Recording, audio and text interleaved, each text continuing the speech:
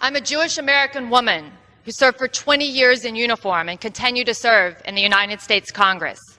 At the age of 17, when I entered the United States Naval Academy, I first took the oath to support and defend the Constitution against all enemies, foreign and domestic. I subsequently repeated that oath 6 times at every promotion in rank, and most recently when I had the honor to become a member of Congress. Is that not enough to prove my loyalty to our nation? Absolutely not. Hey everyone, and welcome back to the channel. What you just saw is the core of what we're talking about today.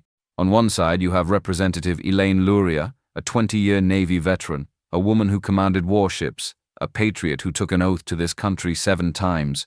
On the other you have Ilhan Omar, whose loyalty seems to be a topic of constant and, frankly, necessary debate.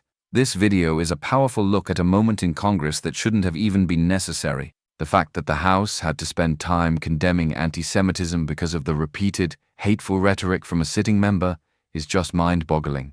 It's a stark contrast between a true public servant and someone who, in my opinion, uses her platform to divide and attack the very fabric of our nation and its allies. We're going to watch the full video, and I've got a lot to say about it. So stick around and let's get into it. And hey, if you believe that patriotism and service should be honored, make sure you hit that like button and subscribe. Let's watch. Congresswoman Ilhan Omar, in just her 7th week in office, again enduring sharp backlash after challenging support for Israel. The latest, a series of tweets Sunday that were criticized as anti-Semitic. First, in response to this threat from House Minority Leader Kevin McCarthy. If they do not take action, I think you'll see action from myself on ways that this cannot sustain itself. It's unacceptable in this country. I deployed 6 times, serving in 6 ships in the Middle East and Western Pacific, working under challenging conditions while operating complex weapon systems, overseeing nuclear reactors, driving ships, and ultimately commanding a combat-ready unit of 400 sailors. Is that not enough to prove my loyalty to our nation? In the first 3 years my husband and I were married, we spent almost 2 years apart so that we could both serve at sea and deploy 3 times. Is that not enough to prove my loyalty to our nation? Am I to look back on my military career and the sacrifices it meant for my family and remain silent in the face of people questioning my loyalty to our country? I believe that I speak clearly for all fellow Jewish veterans that this echoes of language that has been used to marginalize and persecute the Jewish people for centuries.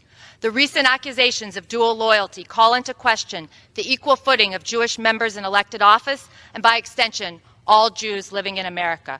I'm proud to vote on this resolution in condemnation of this rhetoric. I yield my time. Well, thank you, Mr. Speaker. Let's all be honest with each other. We are here today, right now, because of anti-Semitic rhetoric from one member of this chamber said again and again and again. I apparently am giving Rep. Omar more credit than the Speaker is, because I don't believe she is naive. I believe that she knows exactly what she's doing. It is an American value, by the way, to have reasonable, legitimate criticism of a government, whether it be the U.S. government, Israel, or any other government. It is not an American value, though, to be hurling anti-Semitic rhetoric. Anti-Semitism must be condemned unequivocally and emphatically. We have members of this chamber who associate with Louis Farrakhan, who says, quote, Hitler was a very great man. It's time to call out these statements for what they are. Pointed, bigoted, unreasonable, illegitimate, anti-Semitic. From New Jersey is recognized. Thank you, Mr. Speaker. As a Jewish member of Congress who lost family in the Holocaust and whose grandfather fought the Nazis, I need no reminder about our responsibility to confront bigotry, hatred, and intolerance wherever it is found. No matter how hard one tries, the allegation of dual loyalty simply does not constitute a legitimate opinion about foreign policy. It's a slur against Jews, it's indefensible, and it's deserving of the condemnation by everyone, every time. More than anything, it's offensive to question my loyalty or anyone's loyalty to the United States of America here, simply because I'm Jewish. The same way it was appalling to question President John Kennedy's loyalty to the United States because he was Catholic. I'm glad that Congress is voicing its opposition to anti-Semitism and made it clear that dual loyalty smear is unacceptable. Unfortunately, it was also clear from the discussions this week and the ultimate resolution that treating anti-Semitism is being treated differently than other forms of bigotry and hatred. there shouldn't be an asterisk next to anti-Semitism, and I'll continue to fight Woman's it. time has Thank expired. you. Remarkably, Mr. President, for the second time in just the last 3 weeks, Speaker Pelosi apparently feels compelled to have her members vote on a resolution that would reportedly condemn anti-Semitism. A resolution that will purportedly condemn anti-Semitism. Unfortunately, again, for the second time in just the last 3 weeks, this seems to be in response to the invocation of crude, hateful, and backward anti-Semitic stereotypes by one specific freshman member of the House Democratic majority. This Democratic Congresswoman already stoked controversy in mid-February, having publicly proclaimed that Israel supporters are only in it for the money. Apparently, she believes the only reason leaders would stand with the Jewish people and the state of Israel is Jewish money. Well, I think we've all heard that kind of talk before, and we must not tolerate it. During my time in the Senate, I've had the honor of traveling all over America.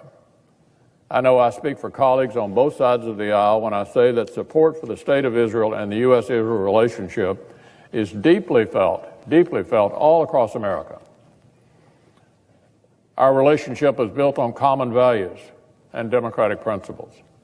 Our shared interests, close partnerships, and deep friendships.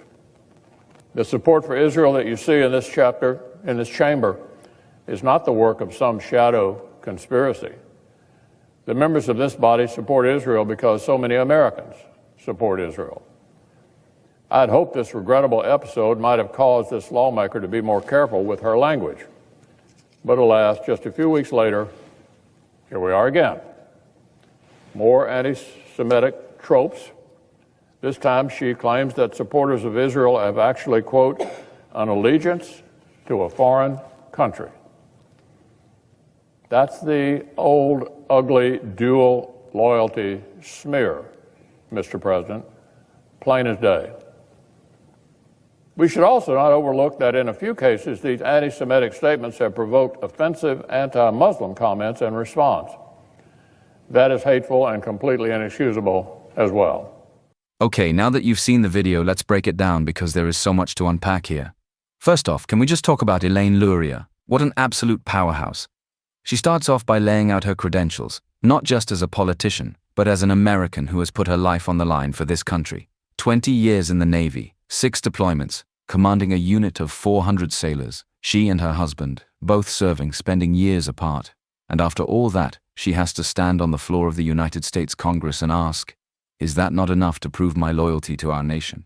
The fact that she even has to ask that question is a direct result of the poison that Ilhan Omar and others have been injecting into our political discourse. Then you see that news montage. It's not just one gaffe or a slip of the tongue. It's a pattern. Backlash erupts. Ignites new anti-Semitism controversy. We see Kevin McCarthy basically saying this can't be tolerated. This isn't a one-time thing. It's a consistent stream of comments that rely on the oldest, ugliest stereotypes about Jewish people and their supposed dual loyalty. And when Luria comes back, she connects it perfectly. She says the dual loyalty charge echoes the exact language used for centuries to persecute Jewish people. This isn't just a political disagreement. It's dredging up historical hatred. Then you get Representative Lee Zeldin, and he just brings the hammer down. He is 100% correct. He points out the insane double standard. If a Republican had said anything remotely similar, they'd be named, shamed, and stripped of their committees in a heartbeat. But because it's Ilhan Omar, a member of the squad, she gets a pass. He calls her out for claiming her apology was unequivocal when it was anything but. And Representative Gottheimer's words just hit you in the gut. He talks about losing family in the Holocaust. This isn't some academic debate for him. He knows exactly where this kind of hateful rhetoric leads. He's right to be disappointed that anti-Semitism is being treated with kid gloves. Finally, to see a leader like Mitch McConnell have to address this from the Senate floor just shows how serious it was. He calls it what it is, the old, ugly dual loyalty smear. He doesn't mince words. He says it's plain as day. Look, this was never just about Ilhan Omar. It's about the ideology she and the rest of the squad, AOC, Rashida Tlaib, all of them, represent. It's an ideology that seems to have a deep-seated hostility towards America and its allies, particularly Israel. They wrap it in the language of social justice. But at its core, it's divisive, and as we see here, often dips into straight-up bigotry. The contrast between someone like Ilhan Luria, who has actually served, and Ilhan Omar, who seems to question the loyalty of those who have, could not be more clear. What do you guys think? Am I off base here? Or is this a clear pattern of behavior from Ilhan Omar and her allies? Let me know your thoughts down in the comments. I really want to hear what you have to say about this. Thanks for watching.